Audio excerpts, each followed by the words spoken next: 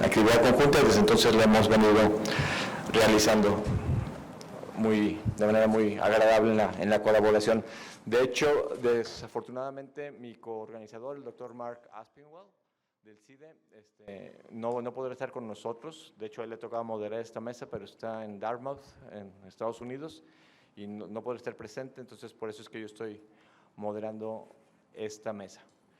Bien, esta es la primera de dos mesas, como ustedes ya saben, se encargan de conmemorar, de reflexionar sobre dos eventos importantes que en buena medida han marcado nuestros tiempos estos últimos años, que tuvieron lugar hace 20 años. El primero de ellos, los ataques terroristas del 11 de septiembre, y el segundo, la entrada de China a la Organización Mundial del Comercio.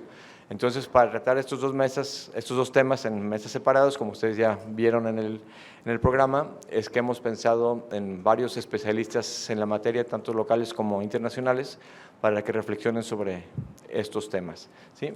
No me voy a extender mucho con los currículums porque me estaban diciendo que, aunque tenemos el espacio apartado para este seminario hasta las 20 horas con 20 minutos, tenemos que hacer un corte entre las dos mesas, entonces tenemos que terminar esta primera mesa a las 18:50, es decir, en 43 minutos.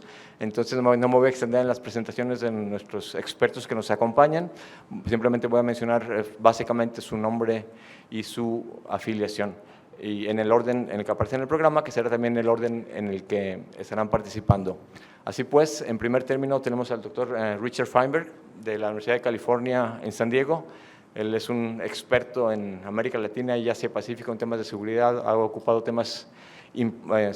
cargos importantes tanto en el gobierno estadounidense como dentro de la misma academia. Es un reconocido especialista, autor de una innumerable cantidad de artículos y libros, como les decía, sobre todo tratando de América Latina. Tiene un libro reciente, de hecho, sobre Cuba y también sobre la cuestión del Asia-Pacífico. Posteriormente tomará la palabra el doctor Atanasios Ristulas, del ITAM, Instituto Tecnológico Autónomo de México. Él es experto sobre todo en cuestiones de seguridad en América del Norte, ¿sí?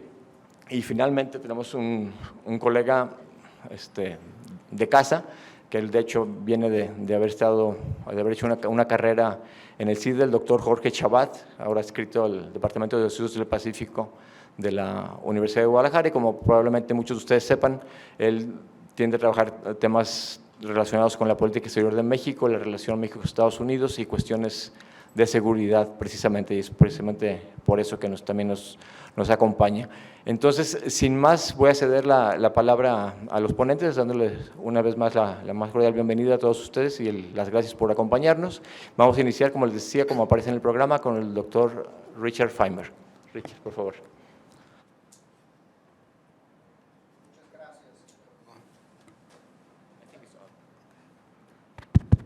Está bien.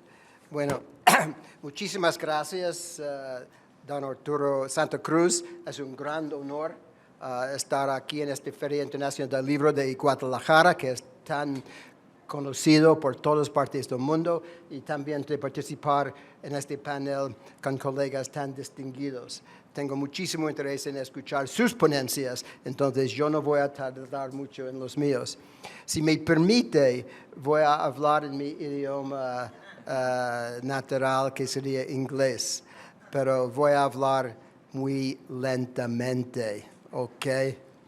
I think a fun part of this panel is that we've been offered the opportunity to go way beyond the narrowness of your typical academic presentation and to really range over some very broad global issues since 9/11 over the last 20 years.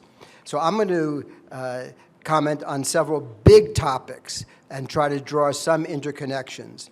I'll start off with the issue of post 9/11, the militarization of many of our societies. 2, on the increasing pressure on democratic governments. 3, rising inequalities. 4, the fears that Western democracies cannot compete with Asian authoritarianism. but I will also note the very positive trends both in technology and in the arts. These are all themes I offered to you for your master's and PhD theses, so I hope I spark some interest in that regard. I consider myself neither a nostalgic pessimist, which seems to be the typical attitude in much of academia and intelligentsia these days, but nor am I a simple romantic optimist. And you can decide after my brief talk how you care to define me. I'd be interested in your perspectives. So the first theme, the reaction to 9/11 in the US. Looking back at the Clinton administration, which I served in, that seems like such ancient history, another world. The budgets of the military in the United States were cut by 1/3. The budgets of the intelligence communities were also cut by 1/3. We had won the Cold War. What do we need these archaic institutions for anyway? Well, if you want to think of quo bono, who benefited, it's understandable why some conspiracy theorists think that 9/11 was a big plot by the Pentagon and the CIA, because look what happened to their budgets afterwards. The current budget of the U.S. Defense Department, anyone care to guess? $750 billion every year. Of that, $100 billion every year is for research and development alone, which means developing newer and newer technology so they can always stay ahead of the curve.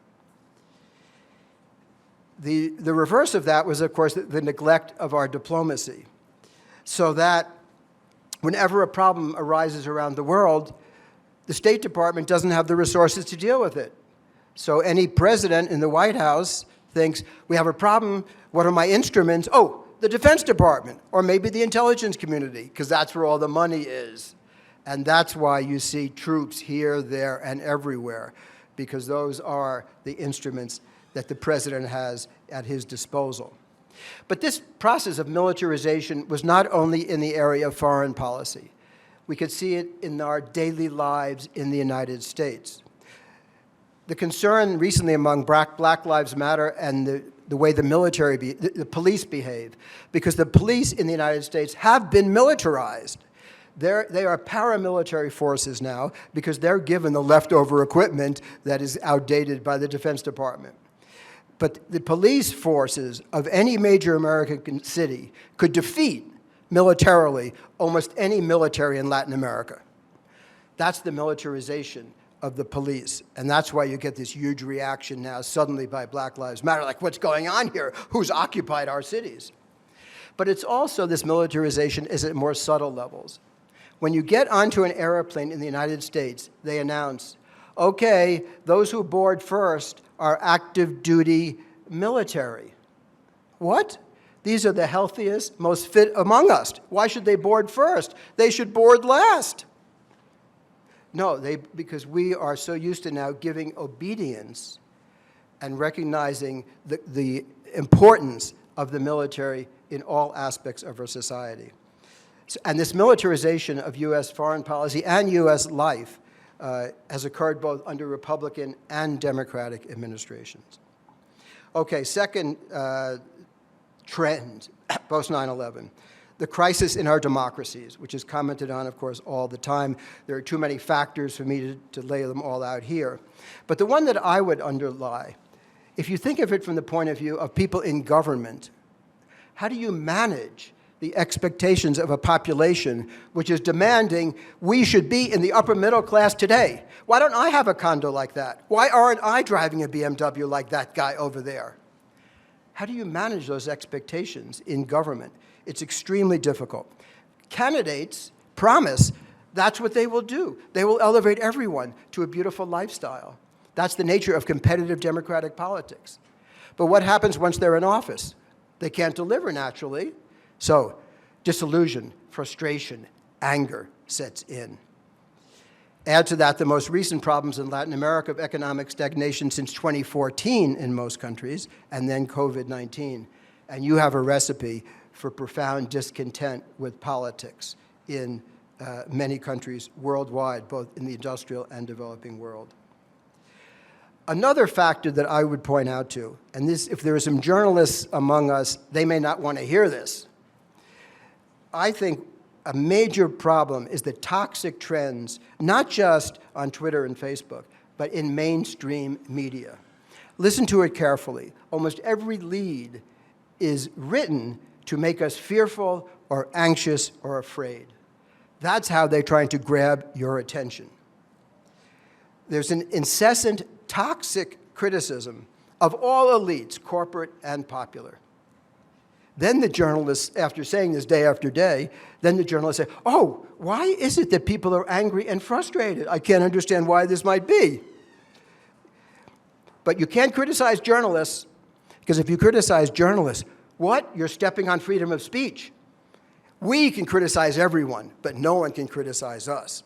A massive double standard in mass media. Mainstream media as well as social media. So I think that's a huge problem in democracies today. The toxic, constant, day-to-day, hourly even, undermining of faith in people and institutions.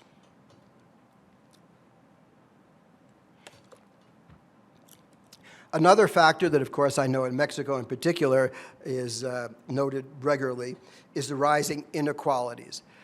What's the source, though, of these rising inequalities? Very rarely discussed. Some of it has to do with wage gaps increasing, but most of it has to do with capital markets. World equity market capitalization increased over the last 20 years from 31 trillion. How much is it today, guys? Who can guess? 31 trillion 20 years ago. What is it today? Guesses? 94 trillion. That is to say, it's up 3 times. So if you were a modest upper middle class person with $1 million of assets, on average, you now have 3 million. Okay? That's what's driving inequality. That's in the capital markets. Real estate is even bigger, and the gaps are even larger. So people who've owned real estate over the last 20 years have also dramatically cashed in. But who owns all these assets, equities and real estate? Of course, the top 5%, more or less, of our industrial societies. That's why the rich are super rich and the average person is like more or less where they were. But what's driving this? Not some insidious, behind-the-scenes cabal of politicians. This is market mechanisms, guys. No one's making this happening, but people buying and selling by the zillions. But that's the result. That these dramatic forces in the economies are not driven, in fact, are largely, not entirely, but largely separate from politics. I don't care what Paul Krugman says, that these movements in the capital markets are not mainly the result of a conspiracy of Republican politicians. Okay, related to all this, recurrent tensions within democratic capitalism. Those of you who studied political science, may already know this. But it's very obvious, but it's very fundamental. Democracy says one person, one vote. We're all equal. We're all equal. Doesn't matter how tall we are, how short we are, how old we are, young we are, rich or whatever. We're all equal, one person, one vote. But capitalism says if you have capital, you have more. And if you don't, too bad. So in capitalism, dramatic inequalities. So democratic capitalism inherently has a huge disjuncture between at least formal political power and actual economic power. A dramatic disjuncture, a dramatic contradiction, if you will, between the symbols and ideologies of governance and of ownership. The result, I would say, of this dramatic, fundamental contradiction in democratic capitalism is recurrent government crises, in the political area, a sense of dysfunction, sclerosis, but in the economic area, boom, boom, boom. Tremendous vitality, dramatic innovation, new companies every day. Wow, it's so exciting. The world of the Wall Street Journal, or here it's El Financiero, read that. You're in a totally different world than from reading La Reforma or reading the New York Times. Are these people in the same cities, in the same countries? they seem to be observing completely different phenomena.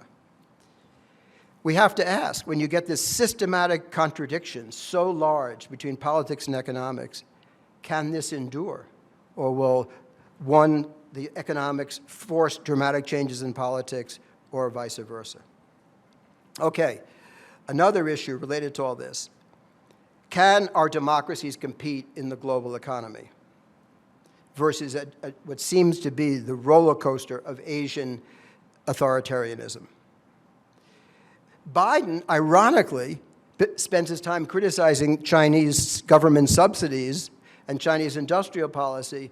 Have you noticed what the infrastructure bill is really all about? The 2.5 trillion just passed by the U.S. Congress. That is U.S. industrial policy emulating the Chinese model. That is the greatest praise we could possibly give them, to emulate their very behavior. In Latin America, however, politics is giving us, and excuse me, many of you may support President López Obrador, but from my point of view, in terms of international competition, President López Obrador here in Mexico and the other major Latin American country, Brazil, Bolsonaro, I don't think they are responding to the challenges of the global economy.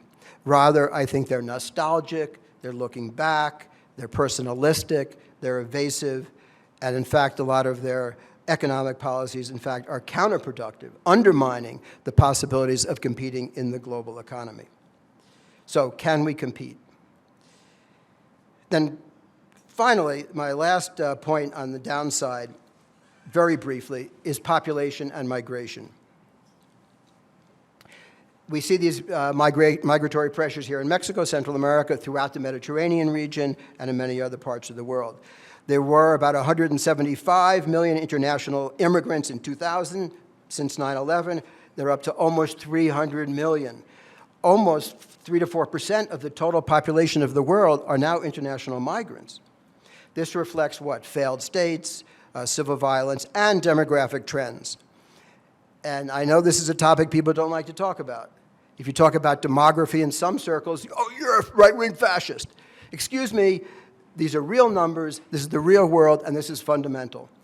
In the last 70 years, the global population has more than tripled, just in 70 years. You want to know why the city of Guadalajara is so congested? Because the populations have gone up 3 and 5 times. That's why. That puts tremendous pressure on any governments to try to absorb that sort of demographic explosion. In Latin America alone, just in the last 20 years, the population rose from 530 million to 660 million. That's up 130 million just in Latin America since 9/11. 130 million is the population of Mexico. In other words, Latin America has created a whole nother Mexico just in the last 20 years. That puts tremendous pressures on any political system, even a super efficient one. All right, so it seems that in some senses, these international trends, democracies in retreat under tremendous pressures from the contradictions between a healthy dynamic economic system, sclerotic, outmoded political systems, these too visible, in-your-face economic inequalities, uncontrolled demographic explosions, and rivers of international migrants. In this very fast-paced, dynamic world, could democracies compete against apparently more orderly authoritarian models? And I don't have an answer for that, guys. I'm just putting this out there. But I want to wrap up, because I always wrap up on optimistic themes. I don't like to leave anyone in Hollywood knows this. You don't leave your audience depressed. You want to give them a happy ending. So I do think, from my point of view, there are 2 very, very good trends, positive trends in the global system today. One is the technology boom. Now, you can scare your pants off yourself, worrying about surveillance capitalism and all that. But you all have cell phones in your hands, 5, 8 hours a day? That is technological change, guys. And tell me that's not positive? Tell me you don't live by it? Tell me it hasn't changed your lives in so many dramatic ways? And how about streaming online? What did you guys do during COVID? Did you watch all those? Suddenly, you had access to all these programs from around the world, both movies and TV shows. That's eye-opening. I myself watched Rita, which is a story about a teacher in Denmark. Wow, I didn't realize they had such interesting public school reforms in Denmark. And this is all now at everyone's fingertips. So technological change is in many ways spectacularly exciting, I think. Most recently, I live in San Diego, so there suddenly it's all about biotechnology. A vaccine against COVID in 1 year? If it weren't for that, we could be living like the plague in Europe, which went on for 200 years. And they never solved it, actually. It gradually faded out. So thank God for high-tech and biotech. And there's a continued explosion in high-tech and biotech, and I know a lot of these scientists, they're so thrilled and excited to get into their labs every day. They say, Richard, don't worry, you'll live at least into 100, and your children, all of you, will live to 125. So don't worry if you lose a year in school, guys. You have long lives ahead on average, okay? And the other positive trend, my last point, as I mentioned briefly at the outset, is a boom in the arts, especially the visual arts. Some of this is driven by technological innovation itself, by videos, animation, but also in more traditional paintings. Worldwide, a boom in museums, in art galleries, public, private, in materials, in the number of artists. I was just in Miami, where they have the annual Miami Arts shows and festivals. It's super exciting. There are artists represented from all around the world, a strong representation also from Latin America. It's super exciting. So, positive developments in technologies which can change our lives for the better or, of course, can create huge problems, and in the arts. So, wrapping up, looking ahead, the challenges that face really you all, because I am happily semi-retired. Can we marshal and direct technological change to free ourselves, to broaden our imaginations and our experiential lives? Can we slow demographic expansions and devise more humane responses to the rivers of displaced persons? Can democracies rejuvenate themselves from the ground up? Can they marshal technologies to make our democracies more responsive and inclusive?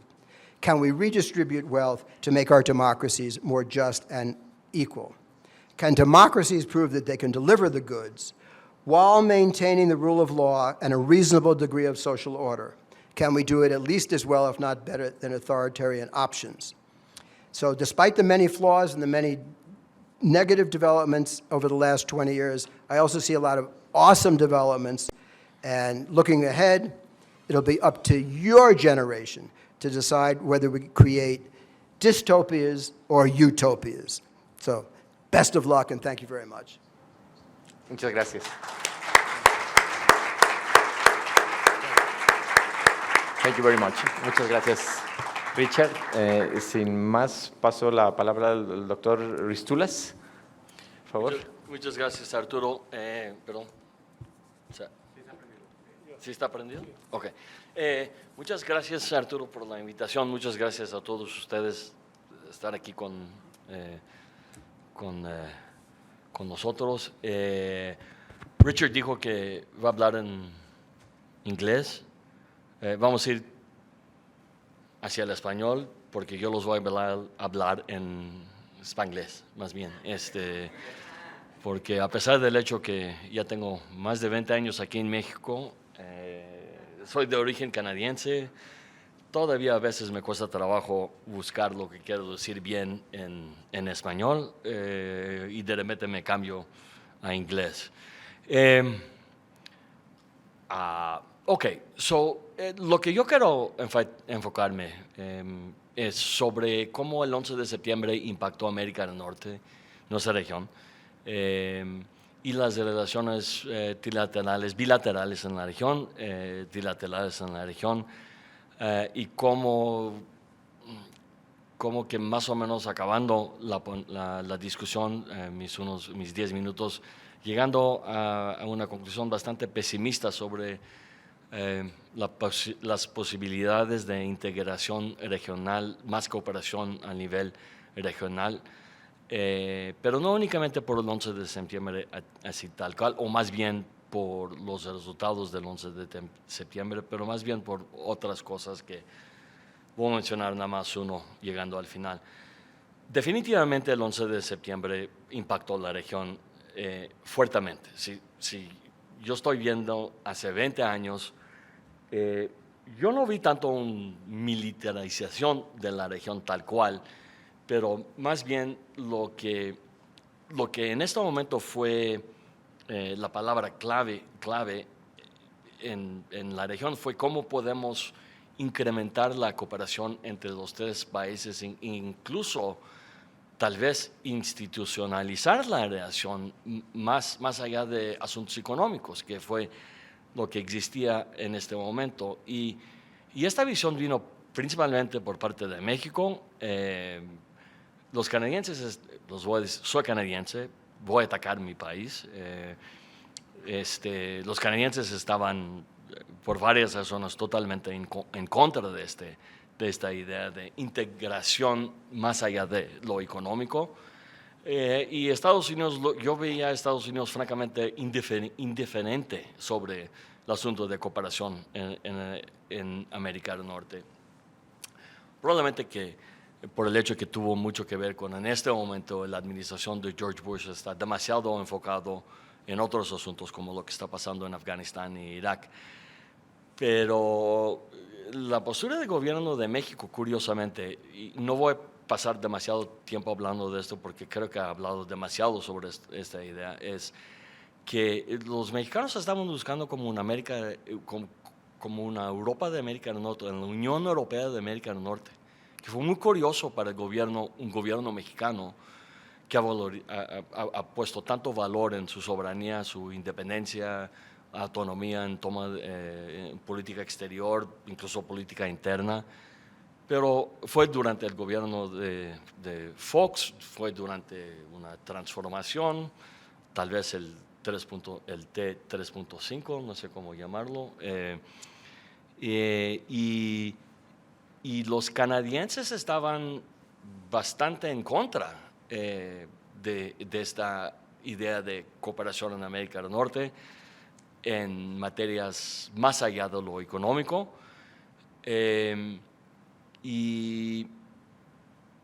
Por ejemplo, no querían, el primer paso de tratar de coordinar las actividades de los tres países era de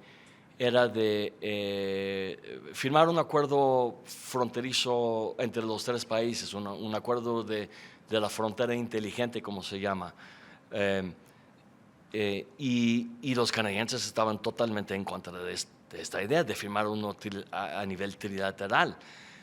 Los canadienses estaban diciendo a México, si ustedes quieren firmar algo con los gringos, adelante, pero nosotros a nivel trilateral no, nosotros vamos a firmar nuestro acuerdo con los norteamericanos, que va a ser bastante diferente de lo que ustedes están dispuestos a firmar. Y esto fue una de las razones de por qué Canadá presentó tanta resistencia en esto. Fue el hecho que los canadienses ya tenían una experiencia muy larga de cooperar con Estados Unidos, en particular en temas de seguridad. Y por ende, los canadienses estaban dispuestos a ir más allá de lo que México estaba dispuesto a ir. Y esto generó mucha fricción, vamos a decir, entre los canadienses y los mexicanos durante este periodo, justamente después del 11 de septiembre, donde la verdad, honestamente, a pesar de los esfuerzos muy fuertes del gobierno mexicano de tratar de empujar una respuesta trilateral a la amenaza de terrorismo, posible amenaza de terrorismo, a pesar de estos esfuerzos, los canadienses lo resistían fuertemente. Entonces, lo que salió de esta primera ronda de negociaciones fueron dos acuerdos bilaterales, ¿no?, que México fracasó. Unos años después, se firma lo que se llamó la Alianza para Seguridad y Prosperidad en América del Norte, que fue como un intento de hacer un NAFTA Plus Plus, así se llamaba en este momento, NAFTA Plus Plus, o la Unión Europea de América del Norte, o en el caso de Jorge Casaneda, que fue el secretario de Relaciones Exteriores, the whole enchilada, ¿no? La SPAN fue algo trilateral, fue algo muy profundo, trataba de temas económicos, de temas de seguridad, de temas políticos, etc. O sea, sí fue literalmente el primer paso, tal vez, a la Unión Europea de América del Norte. Pero salió que era más retórica que realidad. O sea, la SPAN fracasa justamente meses, honestamente, después de que se firma.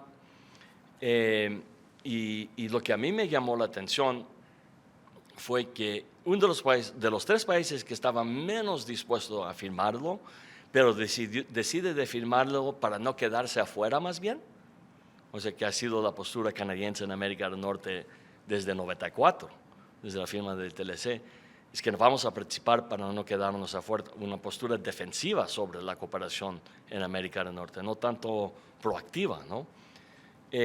Lo vamos a firmar para no quedarnos afuera, fracasa el proyecto y justamente meses después de esto los canadienses firman algo que se llamó Beyond the Borders Agreement, que fue el ASPAN, la Alianza para la Seguridad en América del Norte, pero nada más entre Canadá y Estados Unidos, o sea, dejaron a los mexicanos afuera.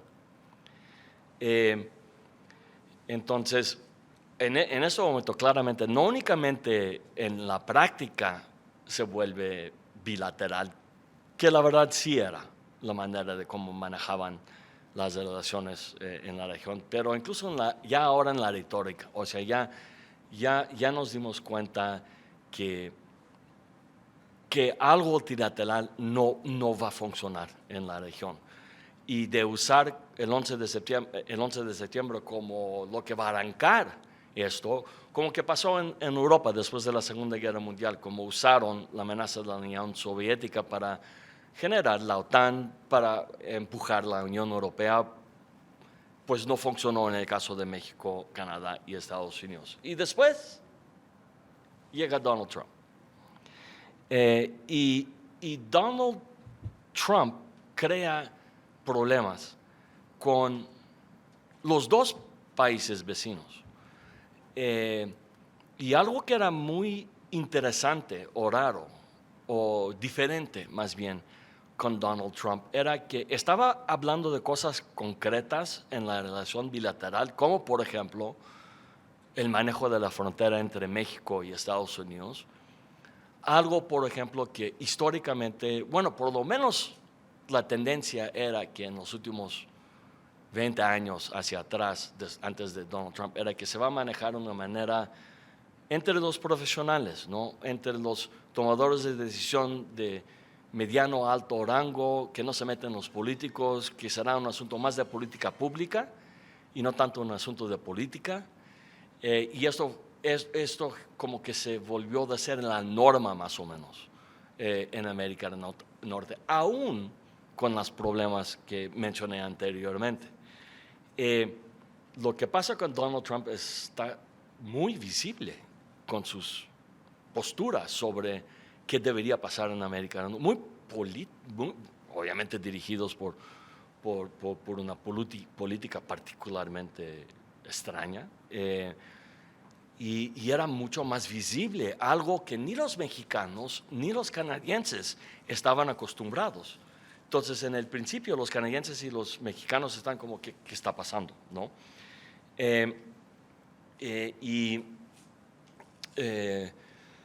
Afortunadamente, los canadienses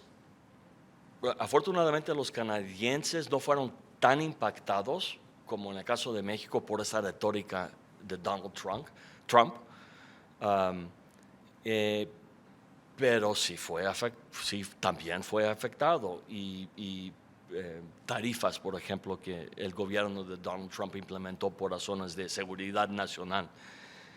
Y como que desde la reacción en México y en Canadá al hecho que sale alguien como Donald Trump fue sorpresa por parte de los canadienses y todavía let's figure out a way to work with this guy because we have to, mientras que lo que yo vi en el caso de México era como una postura muy, muy defensiva. O sea, we need to distance ourselves from the United States as much as possible. And that, I don't think was good news, final de cuentas. Y tal vez el llegado de Donald Trump es precisamente, vamos a decir, de perder México en América del Norte como socio. Principalmente por la propia decisión de los gobernantes mexicanos. And then comes López Obrador, que también tiene una manera muy visible de manejar asuntos que antes estaban tratados principalmente por el 11 de septiembre, que estaban manejados por tomadores de decisión de medio alto rango, burócratas, the policy makers as opposed to the politicians. Y también López Obrador empieza a politizar estas áreas, ¿no? Y los norteamericanos como que ahora no saben cómo responder a esto, de hecho prefieren no responder.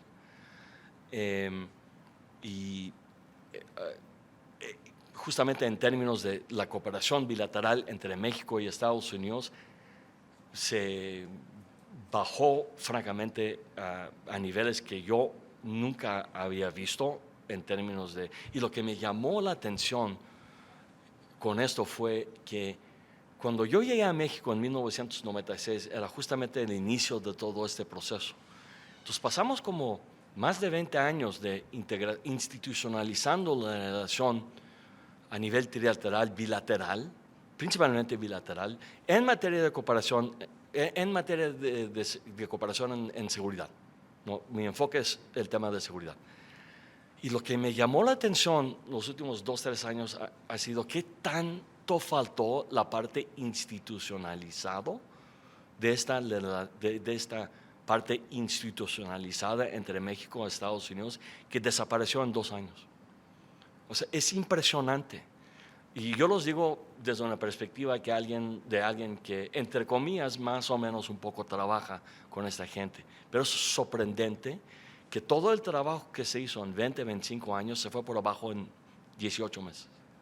Como que un poco la advertencia que estaban dando los canadienses, preocúpate por los mexicanos, que honestamente fue la postura de Canadá en 94 con el TLC y después en 2001 con el 11 de septiembre. Preocúpate por los mexicanos, preocúpate, no son socios confiables.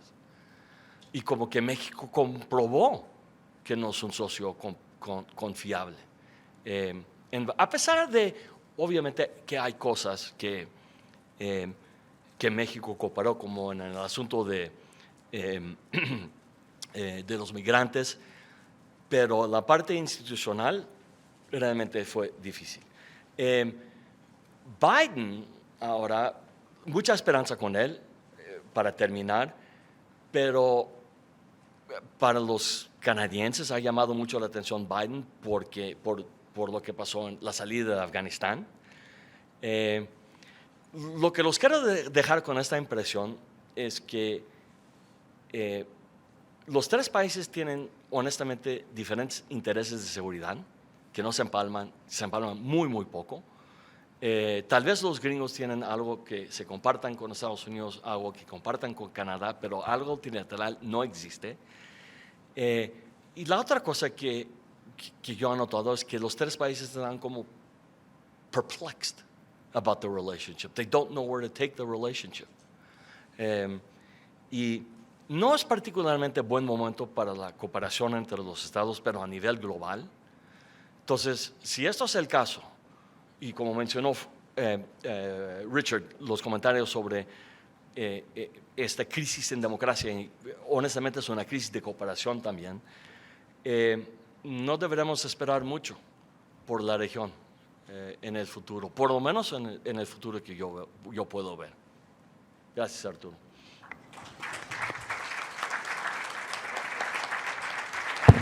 Muchas gracias, Saki. Pues me acaban de traer el mensajito de que nos quedan 5 minutos.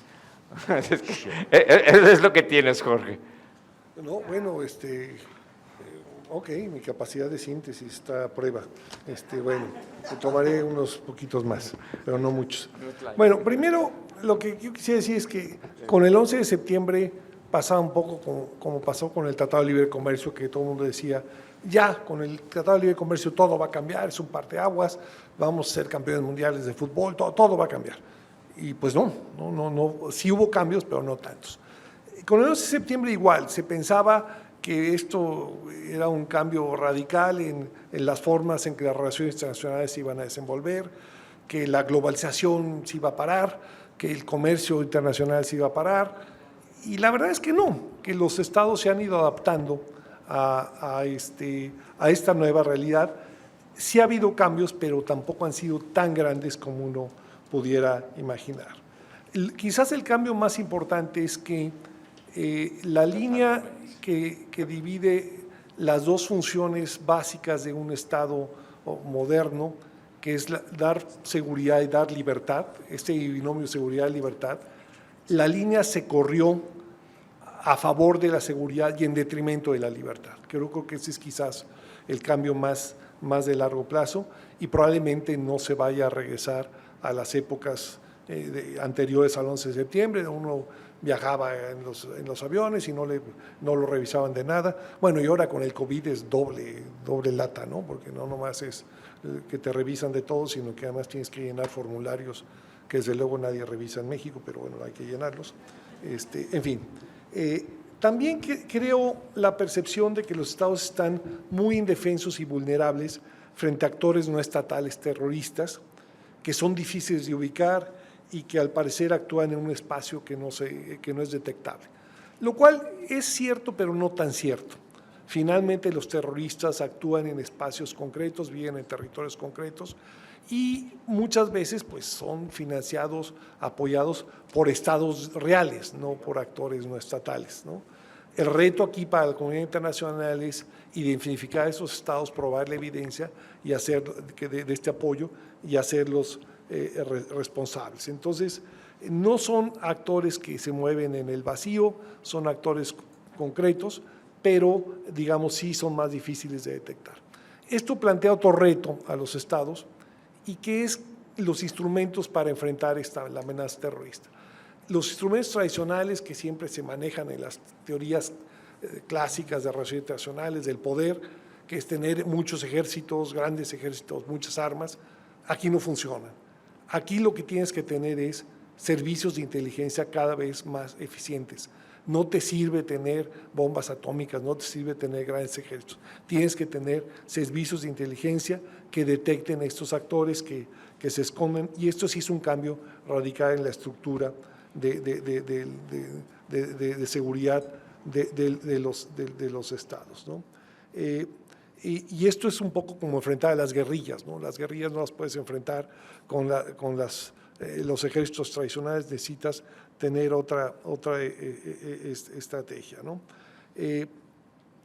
También un poco en este contexto, y ese sí es un fenómeno, pues si no es nuevo, pero sí rompe con el esquema del mundo de Estados-nación del Pacto de Westfalia, es que empiezan a surgir territorios controlados por actores no estatales que no son responsables internacionalmente, como ISIS, como el Estado Islámico.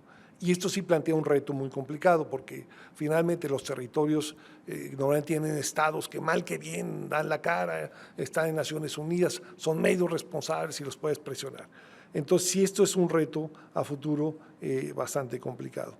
Otra consecuencia es que los países occidentales, las grandes potencias, precisamente por esta amenaza que no pueden detectar tan fácilmente y que pasa por varios territorios, están obligados a cooperar. De hecho, Estados Unidos se ha vuelto más necesitado de cooperación internacional y el caso de México lo demuestra. Estados Unidos ha tenido que requerir de la ayuda de México, lo cual plantea un efecto, una paradoja interesante. México y los países pues, que no son potencia, son presionados por las potencias, pero al mismo tiempo tienen mayor poder de negociación precisamente por el tema del terrorismo. En el caso de las relaciones México-Estados Unidos, pues ya Saki ilustró cómo han evolucionado. Yo lo único que diría es que de alguna forma la amenaza terrorista ha propiciado esta colaboración con México. La Iniciativa Mérida, por ejemplo, hubiera sido inexplicable sin la amenaza terrorista. Estados Unidos no hubiera estado dispuesto a dar este dinero, aunque también hubiera sido inexplicable sin la violencia que hemos experimentado en México en los últimos años, ¿no? En fin, creo que ya se acabó el tiempo, pero bueno, yo quisiera concluir. Bueno, perfecto, yo ya estaba cansado, ya estaba corriendo. Bueno, yo lo que creo que podríamos concluir es que, bueno, en el caso de México, pues ciertamente la cooperación se ha incrementado en buena medida por esta amenaza terrorista, aunque como Saki señala, está menos institucionalizada, pero creo que los sectores, las burocracias siguen cooperando más o menos, espero, porque si no, en fin, sería mucho más preocupante todavía de lo que es, ¿no? Yo diría que en realidad quizás ya para concluir, otra consecuencia es que se han incrementado las tendencias autoritarias en los países. Como se ha corrido la línea entre seguridad y libertad, los países se han vuelto más autoritarios y están dispuestos a violar derechos humanos de manera más fácil precisamente por la amenaza terrorista, y esto es algo que hay que lamentar. O sea, lo que vimos después de la invasión de Estados Unidos a Irak en el 2003 nos habla precisamente de que el temor es tal que de repente los estados occidentales democráticos empiezan a violar sus propias normas y su propia lógica en la que se han sustentado, ¿no? Por otro lado, como ya señalé, los actores no estatales parecen tener mayor capacidad para generar vulnerabilidades en las potencias sobre todo, pero a pesar de eso, insisto, los estados occidentales y las potencias no están totalmente indefensos, tienen simplemente que adecuarse, lo han venido haciendo, mayores servicios de inteligencia y sobre todo ubicar a los estados que yo he llamado recientemente en un artículo estados cómplices, que de alguna manera no aparecen como generar una amenaza a la seguridad internacional, pero que están apoyando, financiando, dando refugio a estos grupos que sí plantean una amenaza a la seguridad internacional, y eso plantea un reto brutal pues, para la comunidad internacional, cómo evidenciar estos estados cómplices y cómo hacerlos responsables en el derecho internacional, ¿no?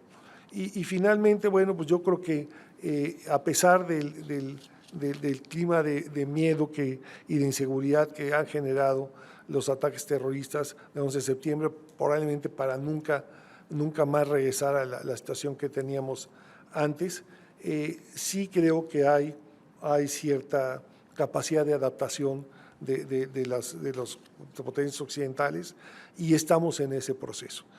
Finalmente, insisto, la inteligencia se vuelve clave para enfrentar estas amenazas y ahí seguramente México y Estados Unidos tienen un reto muy importante a futuro y ahí yo no sería tan pesimista, por lo menos hasta donde yo sé, se sigue informando a Estados Unidos de quién llega a los aeropuertos mexicanos, tienen esta información cotidiana, en fin, creo que no se ha roto totalmente la cooperación, todavía hay ciertas áreas, a pesar quizás del gobierno mexicano, a pesar quizás de Trump, las burocracias creo que son a veces más responsables que los propios políticos, ¿no?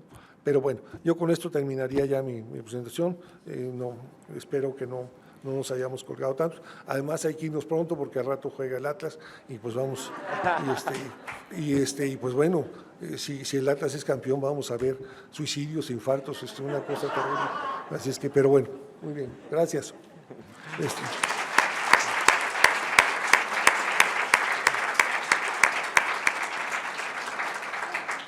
Muchas gracias, Jorge. El juego del Atlas inicia terminando la segunda mesa, así es que te Les da tiempo enfocarnos de un llegar ahí, poquito ¿no? más en esto, con esfuerzo, ciertamente. No pensar en eso y te va bien esto. Bien, miren, lo que vamos a hacer es que por cuestiones de tiempo, como ya se dieron cuenta, no tenemos ahorita espacio para una sesión de preguntas y respuestas, pero a manera de premio de consolación o bonus track, más bien, lo que les propongo es que quien tenga preguntas se acerque ahorita en el intermedio a los presentadores y les pueda hacer alguna pregunta o un comentario, etcétera, a su ponencia, y en aproximadamente 20 minutos iniciamos entonces con la segunda mesa, conmemorando el 20º aniversario del ingreso de China a la Organización Mundial del Comercio y cómo esto ha afectado la economía política internacional. Entonces, por lo pronto, los invito a que les demos las gracias a nuestros tres excelentes ponentes, Richard, Saki y Jorge, con un fuerte aplauso.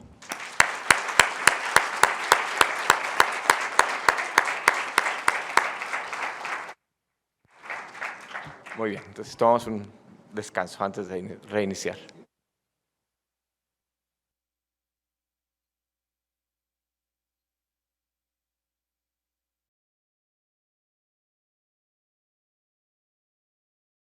Buenas noches, ya, 7:23, bienvenidos de nueva cuenta al Seminario de Relaciones Internacionales CIDE UDG en su 11ª edición. Vamos a iniciar entonces la segunda mesa de este seminario, de esta edición, sobre el 20º aniversario de la entrada de China a la Organización Mundial del Comercio y las consecuencias que esto ha tenido para la economía política global. Para abordar este tema nos acompañan de nuevo cuenta tres reconocidos especialistas. En esta ocasión tenemos a otra persona también de California. Ella viene de Los Ángeles, de la Universidad del Sur de California en Los Ángeles. Es la doctora Carol Weiss. Carol, es un gusto, de veras, un gusto tenerte de nueva cuenta aquí en Guadalajara. Ella es experta en la relación, digamos, bilateral a nivel agregado entre América Latina y China. Sí, es también especialista en lo que se refiere a las relaciones económicas, sobre todo desde una perspectiva de economía política entre Estados Unidos y América Latina. Así es que, dado el triángulo, ¿sí?, que ella maneja, pues el tema le viene como anillo al dedo y seguramente nos va a poder contribuir reflexiones muy interesantes. Nos acompaña también, igualmente que en el panel anterior, alguien de la Ciudad de México, en este caso la doctora Marisela Connell. Muchas gracias, Marisela, un gusto tenerte aquí. Ella viene del Colegio de México y ella es especialista también en China en cuestiones, digamos, políticas, sociales, culturales, históricas incluso. Conoce China a profundidad y su perspectiva sobre el impacto que el ingreso del gigante asiático a la OMC ha tenido, pues va a ser sin duda alguna muy interesante. Y finalmente tenemos a alguien también, digamos, de casa entre comillas, porque en este caso de casa no es exactamente la UDG, sino Guadalajara, y él viene del TEC de Monterrey, Campus Guadalajara, el doctor Daniel Lemus, que también ha hecho una carrera abordando el estudio de China, tanto a nivel interno, en cuestiones incluso culturales e históricas. Él es historiador, ¿verdad?, originalmente.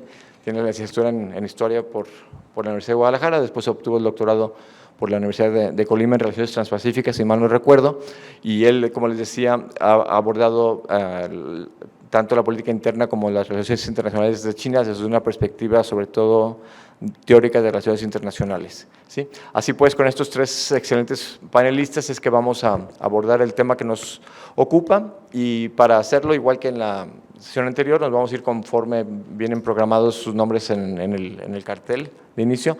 Así es que iniciaríamos con la doctora Weiss. Carol, por favor. Yeah, it's on.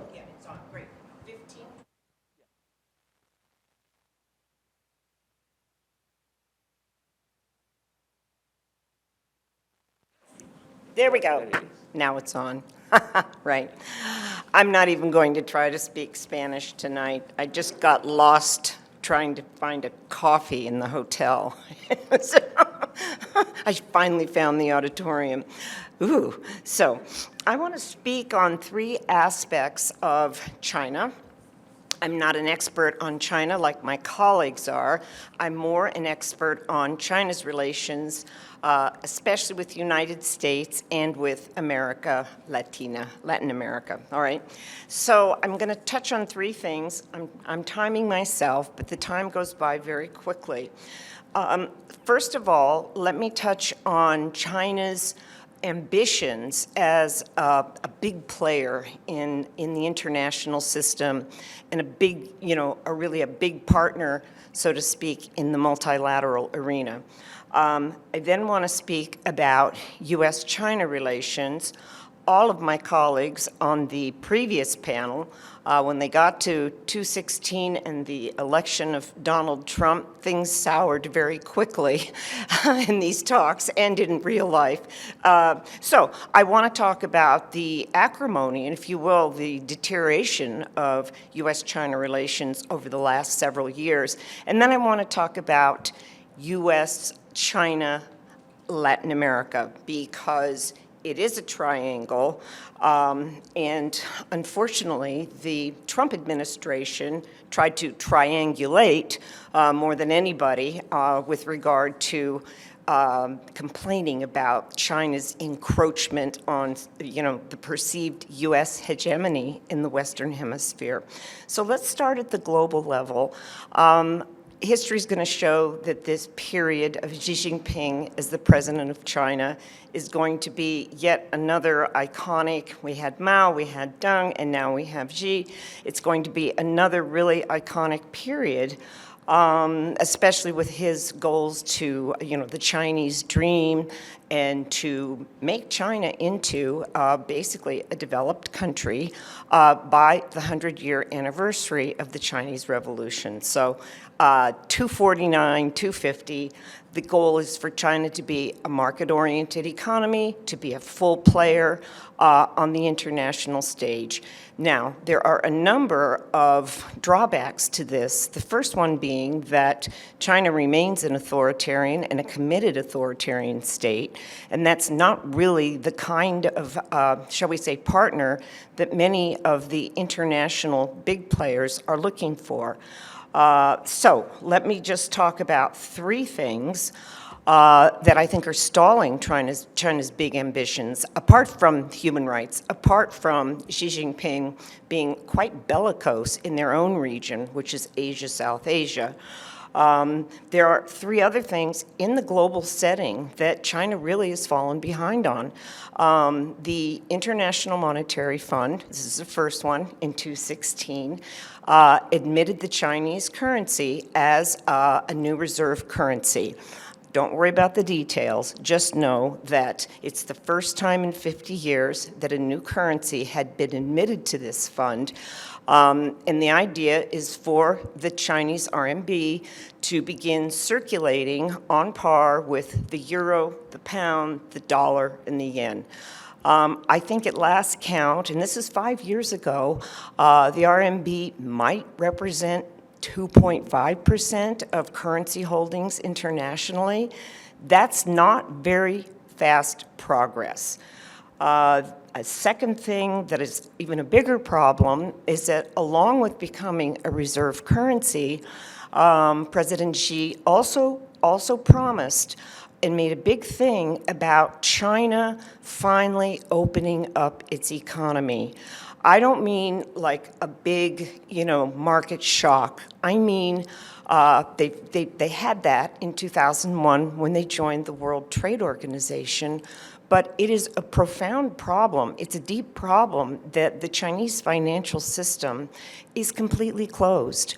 We have no idea what's on the books. We have no idea about what's going on in Chinese companies.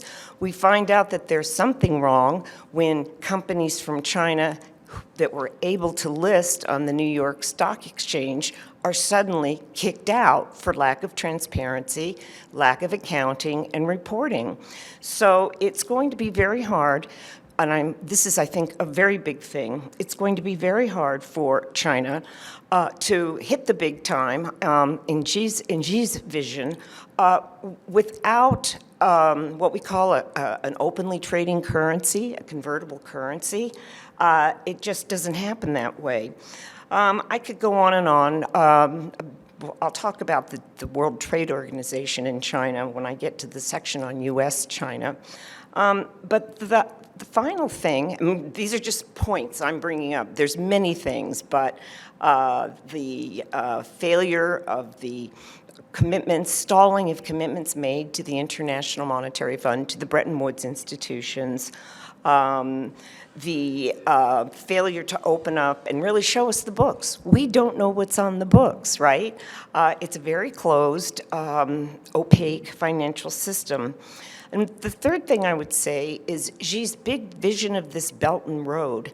Oh my goodness, a huge thing, right? This is a part of the Chinese dream. And China has already dispersed, this began in 2013, and it's an infrastructure lending program. So they've already dispersed almost $500 billion, $500 billion. And you know from just reading the El Financiero or watching CNN Business News in Espanol, there a lot of those projects that have been built. The famous one is, you know, well, there's many famous ones, but the Sri Lanka port that didn't make it. Oh my goodness, there's all kinds of hydroelectric plants in South America that are really a mess. And all kinds of transport and whatnot. I've started working on Belt and Road in other regions and comparing it. And it was so intriguing to see how, is it Serbia? Yes, I believe it is. No, Montenegro. Montenegro secured a $100 billion loan from China to build a road that's going to go to Serbia. Not sure why, but the road's going to Serbia. It doesn't really connect with anything else that's significant. And the cost overruns, the quality of the materials, the typical situation of Chinese managers, Chinese labor, all the parts and whatnot is part of this project. And it is so costly that the last time somebody measured or did a take on this, the road was costing $44 million per kilometer. There's something seriously wrong, not to mention Serbia borrowing that much money. Montenegro, Serbia, Albania. So you're going to have this domino effect of bad loans that they just can't be honored. I think Pakistan, there's so many places. So China stopped the Belt and Road lending in December 2020. It had already cut down, I want to talk about Latin America and bring this in, it had already cut down seriously on Latin America in 2019 because China had lent over 80 billion. Turn the phone off. It's my pet peeve. Come on, let's get the phone. I'm a professor. Thank you. That's a no-no in my classroom. But the Belt and Road has really, make China great again. China's, building transportation around the world and all of this. There are good projects. There's a wonderful train in Kenya. There is another project in Panama. I mean, they're scattered really good projects, but it has to do with the country they're being built in. And it's no coincidence that China is picking countries that are so unsophisticated with regard to negotiating these infrastructure contracts. So that all this whole thing about China being a big player on the international stage, it's not looking very likely right now. Now, let me talk now about the U.S.-China relationship, and I will pull this all together at the end. So I would say, and Richard Feinberg was like in government during this time. I'm a student of government, but I would say that it's around, from Bill Clinton's election in 1992, all the way up until the end of the Obama term in 2016, it was basically the U.S. relationship with China was one of accommodation. We made a few, complaints about human rights. There were some issues a lot of issues over trade that exploded under Trump. But the big picture was accommodation, right? Then we get to 217 to 221, and the Trump people came in. Donald Trump had two pillars to his economic platform. The first one was to rip NAFTA up. It's horrible, with no data, no nothing. And the second one was that China's, bash China. China's breaking the rules of the World Trade Organization and whatnot. The other thing, and this is where I'm going to segue into China, US, Latin America, and the so-called triangle, the other thing is that the Trump people began making a huge thing out of, I think foreign direct investment from China to Latin America is about, I think it's around $120 billion. Trade's around $250 billion. It's a good relationship, but U.S. foreign investment in Latin America topped $1 trillion 2 years ago. And U.S. trade is almost the same with Latin America. So if you want to talk about power politics and counter-hegemonic narratives, the U.S. is hands down the dominant actor, for better or for worse, in Latin America. I am a political economist. I teach international political economy. You could call me a happy empiricist. I believe that if the numbers are there, the power is there, the control is there. The U.S. has been making a lot about Chinese arms sales to the region. They're nothing compared to the U.S. is about equal with China right now, but it's about $2.5 billion a year. Okay.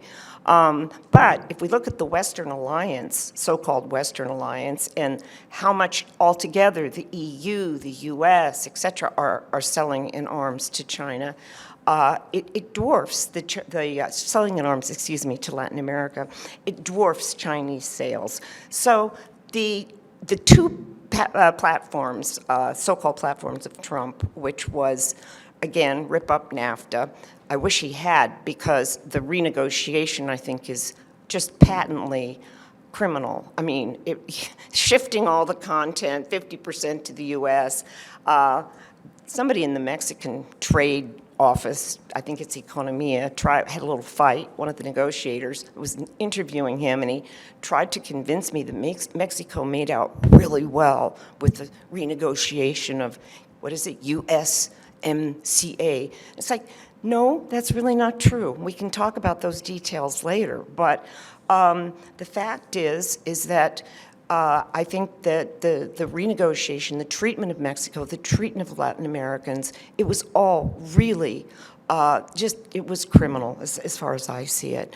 Now, the other thing, bashing China, China is a formidable player. And quite frankly, if you look at the numbers, the U.S.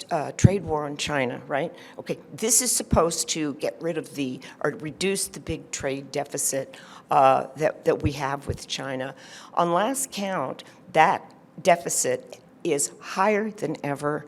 All of the high tariffs in autos, steel, aluminum, whatnot, that we still have up, and I'll get to that, all these high tariffs have done nothing to, if you will, bring China to its knees, right?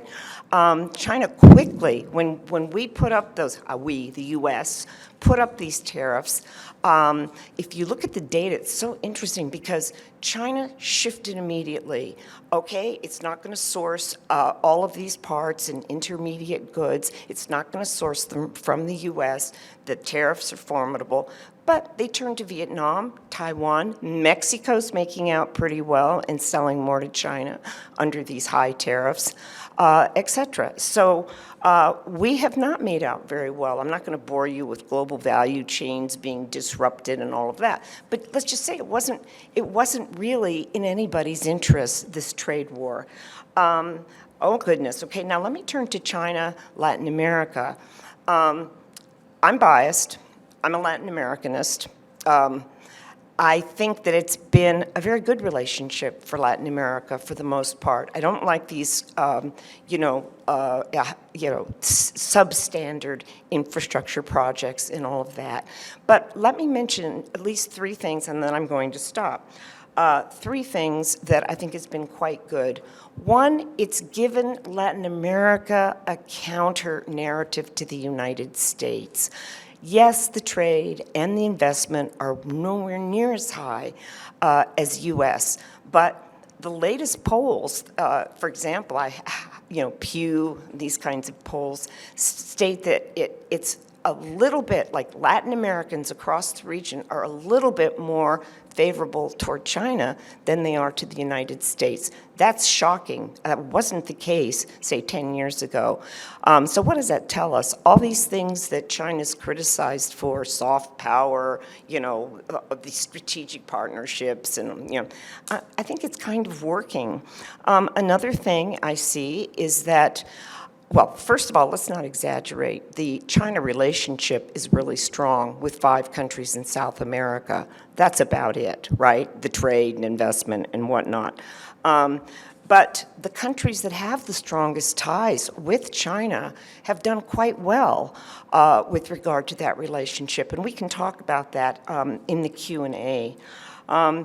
So the end of the so-called commodity boom, which Mexico cashed in on indirectly with oil prices, was about 2013, 2014. Things really went into a recession in South America because of the end of Chinese demand, or the lowering of Chinese demand for South American commodities, and then COVID hit, right? So it's been like triple golpe. I mean, it's been very difficult for everybody. And as I conclude, and I want to say 2 things. I want to say that I don't agree with the Biden policy to keep these high tariffs up and continue this trade war with China on the grounds that they're violating WTO rules, World Trade Organization, and they're abusing human rights. I'm sorry. We have detention camps at the U.S.-Mexico border. What do we call that? We have separated families that can't find each other. Please, you want to talk about human rights? Take a look in the mirror and start at home, quite frankly. I'm not excusing China. I'm just saying we live in a glass house. So I think that to continue this hostility, and it is hostile, the first meeting between the Chinese foreign minister and our Secretary of State in Alaska was a disaster.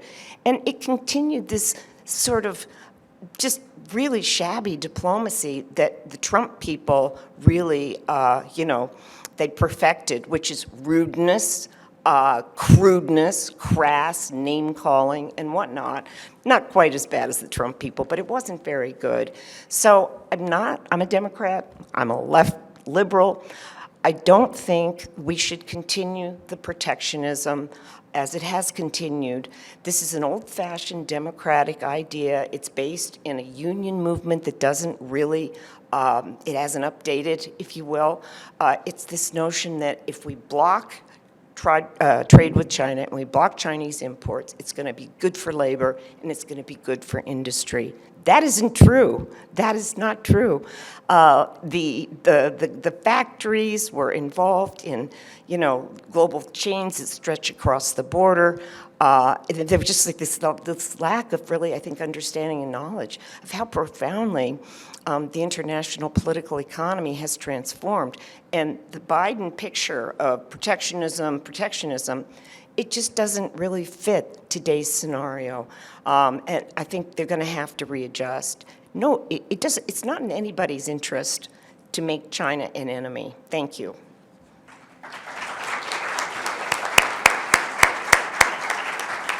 Muchas gracias, Carol, muy interesante. Y también, sin más, doy la palabra ahora a Marisela, por favor.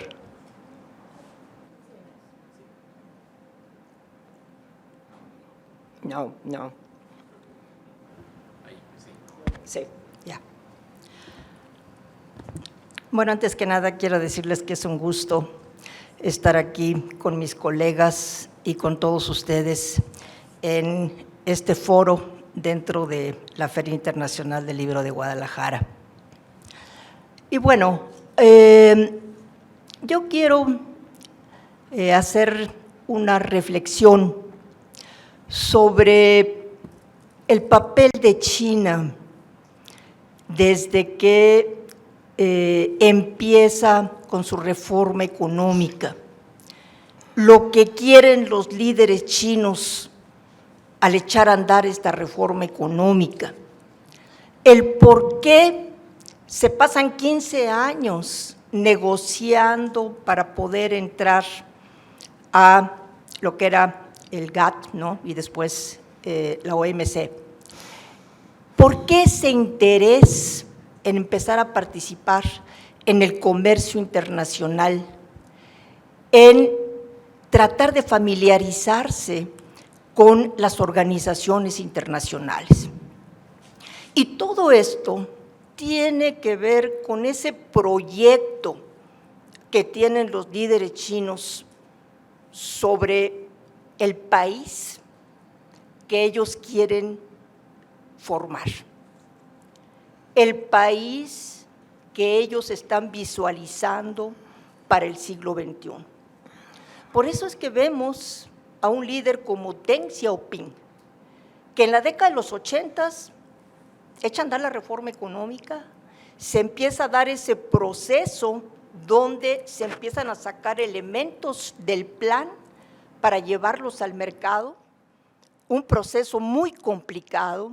¿Por qué? Porque causa muchísimos problemas sociales que llevan precisamente a esas manifestaciones en la Plaza Tiananmen en 1989. Y que ese líder, Deng Xiaoping, decide acabarlas. ¿Por qué? Porque Deng Xiaoping tiene su plan.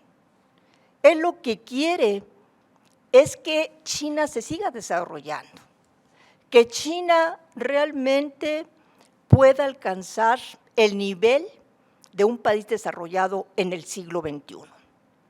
Y por eso es que sigue luchando en la década de los 90s para que finalmente quede establecido en los documentos del Partido Comunista Chino que la economía de China es una economía socialista de mercado.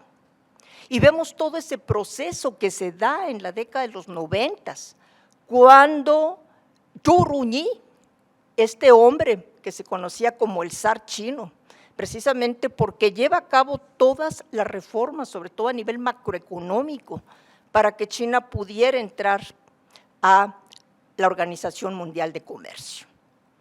En 2001 es cuando vemos cómo China logra entrar a la Organización Mundial de Comercio, y eso va a ser un parteaguas, porque se va a seguir con todo este proceso de reforma económica para poder cumplir con todo lo que se había establecido en los acuerdos firmados con esta organización. Y al mismo tiempo vamos a ver cómo en ese siglo XXI China ya se está proyectando como un país que tiene presencia global, un país que ya se empieza a ver con recelo por parte de Estados Unidos, y que precisamente cuando se da los ataques de septiembre 11 en Estados Unidos, pues ahí vamos a ver cómo Jiang Zemin, que todavía estaba dentro del Partido Comunista Chino y dentro del gobierno, se va a acercar a Bush para decirle: yo te ayudo a combatir a todos estos grupos, todas estas amenazas no tradicionales. Y es cuando también Jiang Zemin va a decir: estas 2 décadas que siguen del siglo XXI son 2 décadas de oportunidad estratégica para China, décadas en que nosotros tenemos que seguir trabajando para seguir desarrollando la economía de China, para seguir tratando de elevar el nivel de vida de la población china. Y obviamente, cuando se da este periodo de Hu Jintao de 2002 a 2012, ahí vamos a ver cómo se empiezan a reflejar todos los problemas sociales y económicos que ha producido la reforma, sobre todo la gran desigualdad que se empieza a dar dentro de la población china, dentro de las provincias chinas, que vemos a ricos muy ricos y a pobres muy pobres. Pero al mismo tiempo estamos viendo el crecimiento de una clase media robusta que ahorita ya llega a los 400 millones. Pero todo este proceso ha sido un proceso largo, ha sido un proceso en donde nosotros hemos visto cómo los líderes chinos tratan de ir resolviendo los problemas de manera como se van presentando. Y hacia el exterior, el mundo. El mundo empieza a ver a China como esa China que sí, ya está mostrando su poder, pero también todavía se piensa, sobre todo a fines de los 90 y en la primera década del siglo XXI, que China puede aprender, puede ir adoptando prácticas democráticas, puede ir avanzando también en la reforma política. Y ahí, pues es donde se equivocaron, porque no se entendió que China seguía gobernada por un partido comunista, quiérase o no, y que esos líderes comunistas tenían sus propias metas de lo que querían hacer con el desarrollo económico y de cómo podían ir guiando al país al control otra vez absoluto del Partido Comunista Chino y sobre todo a que ese partido empezara a tomar medidas para ir controlando el sector privado. El sector privado creció muchísimo durante el periodo de reforma y eso que ellos no tenían financiamiento de los bancos estatales como las empresas estatales. Crecieron muchísimo, por eso tenemos unas compañías enormes, ¿no? Como Alibaba, por ejemplo, que ahorita el gobierno chino lo que está tratando es de limitar su poder, porque llegó un momento en que estos líderes empresariales ya se sentían con una libertad para empezar a criticar las instituciones que había fundado el Partido Comunista Chino.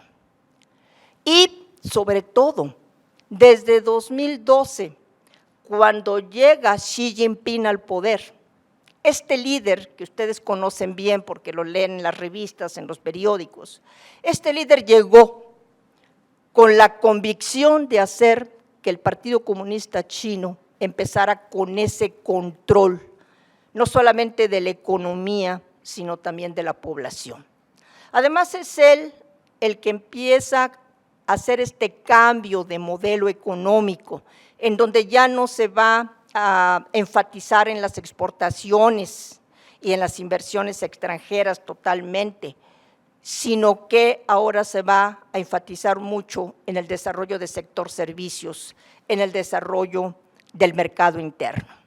Pero es este líder el que ha logrado desde 2012 hasta la fecha convertirse en el líder indispensable. Empezó a controlar todos los órganos del partido, los órganos del gobierno, empezó a crear nuevas comisiones y por eso es que empezamos a ver una política exterior de China mucho más asertiva. Empezamos a ver a esa China que dice yo voy a defender las cuestiones de soberanía con énfasis, ¿no? Todo lo que se refiere al área del Mar del Sur de China, a la cuestión de Taiwán, a las islas Senkaku, Diaoyu con Japón. Y ese es el líder el que precisamente en estos momentos está diciendo, ya es hora de que empecemos a hacer el cambio. ¿Y a qué se refiere con ese cambio? A que si en tiempo de Deng Xiaoping se sacaron los elementos del plan hacia el mercado, ahora se está haciendo lo contrario. Se están sacando elementos del mercado para volverlos a meter al plan. ¿Por qué? Porque, como decía yo antes, no se ha entendido que China siguió y sigue gobernada por un partido comunista. En 2014, cuando empezaron las manifestaciones en Hong Kong, ¿se acuerdan ustedes que cómo estaba llena la calle de Central en Hong Kong con todos los estudiantes? Y me decían, ¿pero por qué? ¿Por qué no los dejan? ¿Por qué finalmente no los dejan que ellos decidan quién va a ser el jefe ejecutivo de la región administrativa de Hong Kong? Y yo les respondía, es que no se ha entendido que China está gobernada por un partido comunista que no va a permitir que empiecen, sobre todo en Hong Kong, que supuestamente por 50 años iba a conservar su sistema político y económico, que se empiecen a dar estas cosas, porque después se va a extender al resto de China. Y por eso vemos una mano durísima en los últimos años hacia Hong Kong, que han reprimido a todos los políticos de tendencia democrática. Estamos viendo esa posición muy dura también con respecto a la cuestión de Taiwán, que la cuestión de Taiwán, bueno, tiene varias aristas, porque por un lado, bueno, es cuestión de soberanía, que China dice, yo no voy a dejar que Taiwán declare la independencia. Porque si bien es cierto que por muchísimos años Taiwán ha tenido su propio gobierno, también es cierto que China, el gobierno chino, dice que es una provincia y por eso le ha cerrado las puertas a nivel internacional. Pero también hay otro punto que le interesa mucho al gobierno chino, y es la cuestión relativa a toda esta guerra tecnológica que se ha llevado a cabo durante estos últimos años, sobre todo desde el periodo de Donald Trump, toda esa guerra comercial con China. Y ahí, en Taiwán, está uno de los mayores productores de chips, que esa compañía surte a China de chips, pero también surte a Estados Unidos.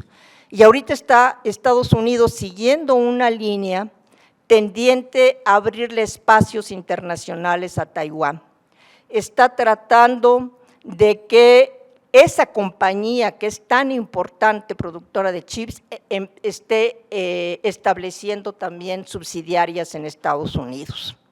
Entonces son varios elementos a considerar cuando nosotros analizamos toda esta política asertiva que ha seguido China, que no quiere decir que China vaya a tratar de desvincularse, ¿no?, de todas las organizaciones en las que está, ni de todas las relaciones que tiene a nivel internacional. No, China sigue diciendo, yo estoy por la globalización, yo quiero seguir participando, pero por otro lado, el gobierno chino está diciendo, ya es hora de que nosotros pongamos orden en el país. Ya es hora de que empecemos a arreglar todo lo que se ha generado durante todo este periodo de reforma y de apertura. Entonces, bueno, estamos viendo cómo el Partido Comunista, yo no sé si ustedes han leído en los periódicos, pero cómo el Partido Comunista Chino ahora también se empieza a meter otra vez con la vida personal de de los ciudadanos chinos y les está diciendo, ¿saben qué? Ya no van a imitar la forma de vestir, la música que hay en los países occidentales, ya no van a estar dedicando su tiempo a sus redes sociales, que las tienen muy controladas en China, sino que ahora van a dedicar más tiempo a otras cosas que ellos consideran más productivas. Entonces, estamos viendo cómo la ideología vuelve a tener un papel importante dentro de China. Se está enfatizando precisamente en que los chinos deben adoptar los valores socialistas. Esa ética socialista, ¿no?, que se dio desde el periodo de Yan'an en los 40, ¿no?, cuando estaban los comunistas chinos echando a andar su movimiento. Y para lograr estos objetivos, pues lo que ha hecho Xi Jinping es empezar a modificar la Constitución del gobierno, ¿no? Ya se quitaron los términos que se tenían para que un líder pudiera estar en el poder, que eran 5 años renovables a 10.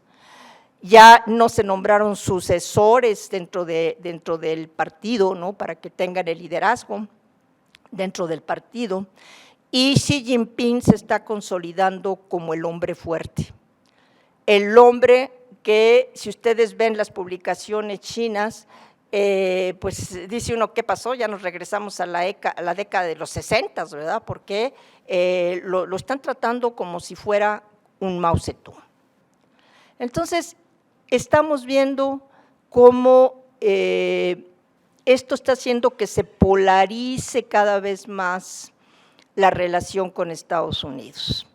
Joe Biden está siguiendo exactamente la misma línea que siguió Trump con respecto a China, solamente que Biden no lo está haciendo en solitario, sino que ha buscado a sus aliados en Asia-Pacífico, en Europa, ha fortalecido las alianzas tradicionales que tiene en Asia para que las políticas que está siguiendo para tratar de controlar a China, de controlar el avance y el ascenso de China puedan ser posibles. Pero claro, también ahí no todos los aliados, sobre todo los europeos, no están de acuerdo con esta línea de Biden. Pero yo sí quiero enfatizar, para que lo tengan muy, muy presente, que sí estamos viviendo en un mundo muy peligroso, muy, muy peligroso, porque estamos viendo cómo volvemos otra vez al énfasis ideológico, al énfasis en los grandes líderes, en las contradicciones entre el mundo llamado liberal y el mundo de los países autoritarios, ¿no?, como China, como Rusia y otros tantos que tenemos, ¿no?, en todo el mundo, y que sí es realmente una situación complicada la que estamos viviendo. Y bueno, yo con esto termino porque ya se me acabó el tiempo. Muchas gracias. Muchas gracias, Marisela. Muy interesante tu presentación, muy clara. Y bueno, es el turno ahora del doctor Lemus. Daniel, por favor. Gracias, buenas tardes. Primero, antes que nada, gracias a Arturo, a la Universidad de Guadalajara, por la oportunidad de estar aquí en esta mesa tan interesante. Yo con el doble reto, primero, de cerrar ante esta mesa con excelentes colegas que han estado y nos han dado una visión muy amplia del fenómeno chino. Y segundo, también por el reto que nos planteaba el doctor Chabat del partido que está cerca ya pronto a terminar. Entonces estamos con el doble tiempo, ¿no? Pero bueno, más allá de eso, a mí me gustaría compartirles esta tarde una reflexión respecto al impacto de China al ingreso de la OMC desde un punto de vista ideacional o de las estructuras ideacionales. Me explico. Mi punto de partida es sugerir que definitivamente en 2001, cuando China ingresa a la OMC, de alguna manera es un punto de no retorno, de inflexión. Un punto de no retorno y de inflexión por parte, por supuesto, del mismo sistema político chino que busca en la reforma y apertura económica una legitimidad política que viene arrastrando desde 10 o 15 años antes. Pero también es un punto aparente de la comunidad internacional que le dice a China, bueno, te sumas a estas reglas del juego, de la globalización a través de un organismo como la OMC, aunque dejemos después la cuestión de la reforma política, ¿no? Te aceptamos ahorita con esta reforma de carácter económico. En ese sentido, el ingreso a la OMC fue una excelente plataforma para que China, en aquella época dorada de la globalización económica, se subiera un tanto a los procesos de industrialización, otorgando lo que podía dar entonces, que era una mano de obra barata, pero disciplinada y también sumamente educada para los estándares. Y lo que hemos visto en los últimos 20 años es cómo esta incorporación a la economía internacional fue evolucionando, cambiando, modificándose un tanto para no estar centrada hoy simplemente para que China fuera lo que nosotros conocíamos cuando éramos jóvenes, la idea de la fábrica del mundo, y que China cada vez más se vea como una potencia en innovación, ciencia, tecnología, desarrollo, en búsqueda de nuevos mercados a través de nuevas formas de producir. Que es el panorama general de lo que ha pasado en China, por supuesto que ha dejado profundas huellas materiales en el mundo chino, ¿no? Podemos observar esas revoluciones silenciosas, por ejemplo, de la transformación de una sociedad rural a una sociedad urbana, la destrucción de sitios históricos o de barrios emblemáticos en las grandes ciudades de China, pero también podemos ver el impacto ecológico, podemos ver esas enormes transformaciones del mundo físico, material que está allá afuera. A la par, también ha ido surgiendo en China una escuela de pensamiento sobre cómo se imaginan las relaciones internacionales. Está floreciendo una escuela de relaciones internacionales chinas con las propias características del mundo chino. Y me parece un tanto que el proceso ha sido similar a lo que ha ocurrido respecto a cómo China se incorporó a las tendencias de la globalización económica. China primero imita un modelo de industrialización, de ensayo y error, que es gradual, como todos ustedes conocen, y que él ha llevado primero de imitar, ahora a estar generando ideas, productos, soluciones nuevas. De la misma manera, cuando se piensa la Escuela de Relaciones Internacionales de China, se pasa primero de abandonar los textos clásicos marxistas, leninistas, maoístas, se adopta en la década de los 80 los enfoques más contemporáneos del realismo que estaba floreciendo en los Estados Unidos. Un poco más tarde hay otros enfoques nuevos que se empiezan a tratar de comprender en China, pero hoy en día lo interesante es que la comunidad de académicos en China se están planteando el mundo desde la propia visión china, y esto es fundamental desde mi punto de vista porque tiene que ver con una idea básica de las relaciones internacionales. No solamente se trata de cómo explicamos el mundo, es decir, cómo explicamos ese sistema que llamamos la interacción entre los estados-nación moderno, sino también es, ¿y este sistema hacia dónde va? O aún más, este sistema hacia dónde debe de ir. Y aquí lo que está surgiendo con esta escuela, y particularmente me voy a referir a una que se conoce como Tianxia, todo bajo el cielo, es cómo recuperamos desde la experiencia histórica de China momentos de otros sistemas internacionales no occidentales que nos permitan plantear una alternativa al modelo liberal dominante. ¿Y cómo lo hacemos? Recurriendo a las bases de una civilización distinta a la civilización occidental, que como ustedes lo saben mejor que yo, tiene una continuidad histórica de 4.000 años, y como lo señala Martin Jacks, China tal vez antes de ser un Estado-nación es un Estado civilizatorio. ¿Cómo podemos ir a ese pasado para enriquecer la comprensión de los asuntos internacionales?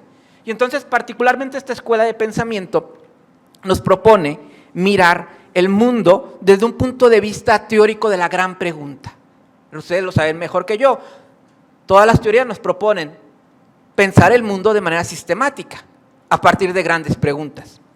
Y la gran pregunta que está detrás es cómo podemos vivir realmente en un mundo que sea mundial, o lo que ellos llaman la gran armonía universal o Datong. ¿Cómo caminamos hacia allá? Porque el diagnóstico es este.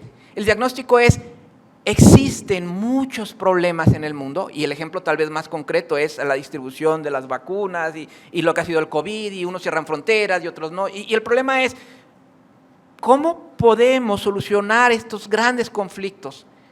Y la respuesta es que no tenemos realmente un verdadero mundo. Sí, físicamente y geográficamente tenemos un mundo, pero desde el punto de vista de una institución mundial que vele por los intereses de todos los habitantes de este planeta, no existe.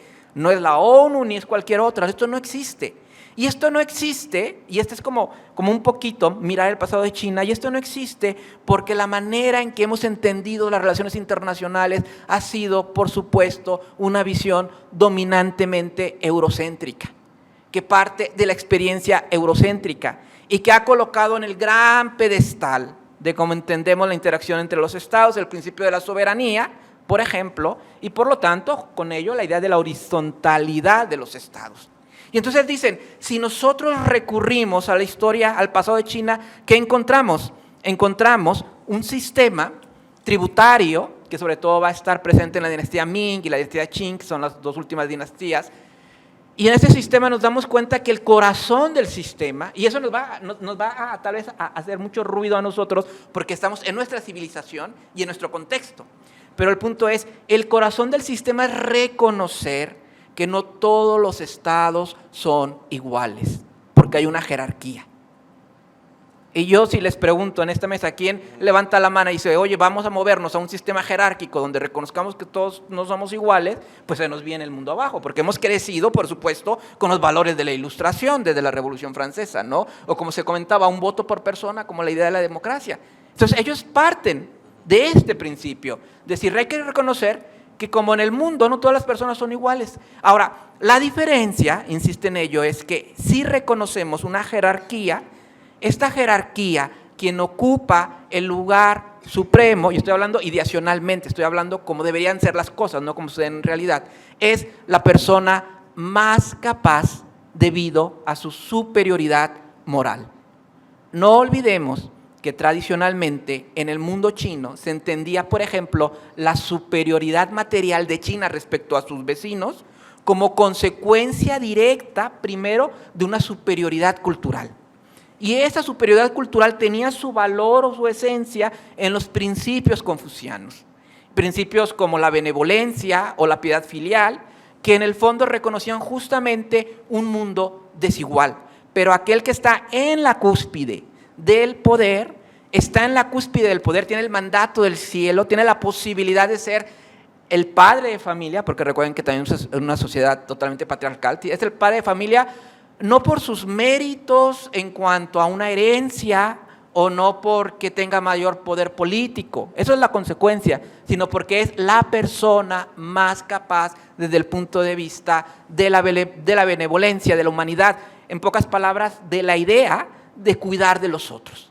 Un poco lo que se propone en la teoría es que realmente lo que nos ha pasado es que el mundo no es un verdadero mundo, porque hay casas separadas. Y lo que necesitamos tener es una sola casa con muchas habitaciones, donde podamos realmente convivir con una serie de valores y tradiciones civilizatorias distintas, donde nos podamos reconocer que ninguna tradición civilizatoria es por encima o superior que otra. Y esto solamente será posible en la medida en que empecemos un poco a ampliar nuestra mirada y dejemos de ver el mundo solamente desde las gafas o desde los lentes de la civilización occidental. Por último, yo diré que esta manera de mirar el mundo evidentemente es desde un punto de vista normativo. Ustedes que estudian relaciones internacionales, la mayoría lo sabe, la mayoría que está presente estudia relaciones internacionales y por eso lo sabe. Una manera de clasificar las teorías son aquellas que son normativas, ¿no? ¿Cómo debería ser el mundo? Esa es la pregunta que se plantea. Y la idea de Datong como la solución a los problemas del mundo es hacia dónde tenemos que caminar. Y yo lo quiero relacionar con lo que nos convoca esta tarde, que es las implicaciones del crecimiento económico de China a partir del ingreso a la OMC hace 20 años. Generó no solamente un crecimiento económico, o como lo hemos visto en esta mesa, una mayor participación de China en el escenario global, sino que también generó la necesidad, la urgencia de pensar el mundo desde una perspectiva china. A nosotros, a ustedes, a mí, a todos nos toca ver si esa perspectiva desde nuestros paradigmas es mejor, es peor, es complementaria, enriquece, limita, pero yo creo que lo que no podemos dejar de tener en cuenta en el radar es que hay otras formas que están planteándose. Cómo explicamos las ciencias sociales, cómo explicamos las relaciones internacionales, cómo explicamos la interacción en los estados que están surgiendo a la par del despegue y consolidación económica de China. Y mirar más allá de la tradición occidental para ver otras tradiciones teóricas. Muchas gracias.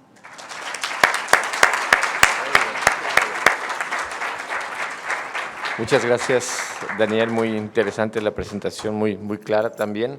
Y además, a tiempo. Cerraste tiempo porque ya me trajeron otra vez el mensajito hace ratito de que tenemos que ahuecar el ala. Además, hay que ir a ver ganar al Atlas, que ya va a empezar en ¿qué? 40 minutos, nos da tiempo.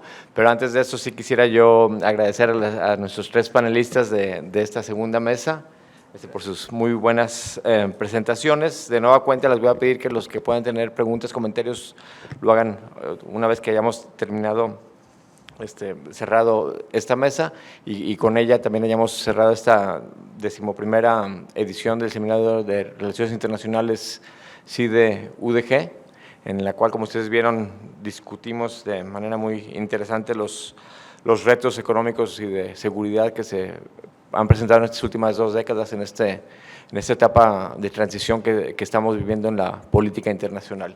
Y bien, sin más, les doy nuevamente las gracias a todos ustedes por su presencia, a nuestros panelistas, y nos vemos, esperemos, el año que entra, ya sin máscaras y en el ambiente de la FIL, allá propiamente dicho, donde se lleva a cabo este seminario normalmente. Buenas noches.